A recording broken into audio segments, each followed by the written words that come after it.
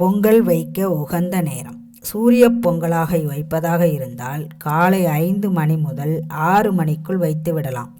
தமிழர் திருநாளாம் பொங்கல் விழா 4 நாட்கள் விமரிசையாக கொண்டாடப்படுகிறது. அவ்வகையில் இந்த ஆண்டுக்கான பொங்கல் விழா இன்று போகி பண்டிகையுடன் தொடங்கியது. நாளை, அதாவது 14ஆம் தேதி தைப்பொங்கல். நாளை மறுநாள் 15/1/2025 மாட்டுப்பொங்கல். 16/1/2025 அன்று காணும் பொங்கல் கொண்டாடப்படுகிறது. பொங்கல் திருநாளில் வீடுகளில் பொங்கல் வைத்து வழிபடும் நேரம் குறித்து பார்ப்போம். நாளை காலை 6:42 மணிக்கு சூரிய உதயம். நல்ல நேரம் காலை 7:30 மணிக்கு மேல் 8:30 மணிக்குள் இருந்தாலும் மகர ராசியில் சூரிய பகவான் பகல் 11:58 மணிக்குத்தான் பிரவேசிக்கிறார். எனவே மகர சங்கராந்தி பொங்கல் என்ற அடிப்படையில் பொங்கல் வைக்க பகல் 12 மணிக்கு மேல் 1 மணிக்குள் நல்ல நேரம் உள்ளது.